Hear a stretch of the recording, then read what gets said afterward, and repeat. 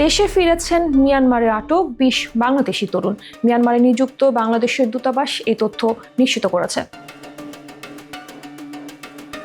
মিয়ানমারের আইনশৃঙ্খলা বাহিনী অবৈধ অনুপ্রবেশের অভিযোগে তাদের আটক করে। পরে মিয়ানমার সরকারের সঙ্গে দূতাবাসের নিয়মিত যোগাযোগ, আলোচনা এবং তাদের বাংলাদেশি নাগরিকত্ব যাচাইয়ের মাধ্যমে ১৩ এপ্রিল তাদের দেশে ফেরত পাঠানোর ব্যবস্থা করা হয়। দীর্ঘ কয়েক মাস আটক থাকার পর এবার দেশে ফেরার পথ পাচ্ছেন তারা।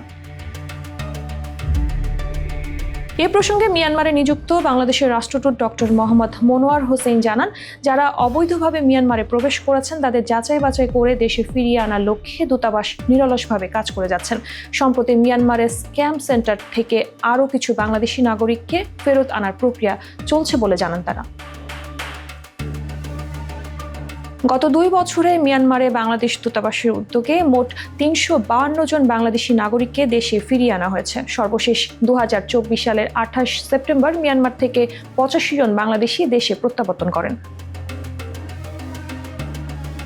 এদিকে একই জাহাজে দেশে ফিরেছেন বাংলাদেশের ৫৫ সদস্যের একটি উদ্ধারকারী দল, যারা মিয়ানমারের সাম্প্রতিক ভূমিকম্পে ক্ষতিগ্রস্তদের সহায়তা ও চিকিৎসা সেবা দিতে সেখানে ১০ দিন কাজ করেছেন।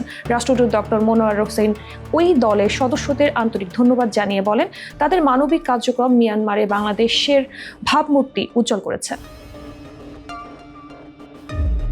ডক্টর মনোয়ার বিদেশে কর্মসংস্থানের ক্ষেত্রে সতর্কতা অবলম্বনের আহ্বান জানিয়েছেন। এ প্রসঙ্গে তিনি বলেন, বিদেশে যাওয়ার আগে সব দিক যাচাই বাছাই করে সিদ্ধান্ত নিতে হবে। সন্দেহজনক বা প্রতারণামূলক চাকরির প্রস্তাবে সাড়া দেওয়া উচিত নয়।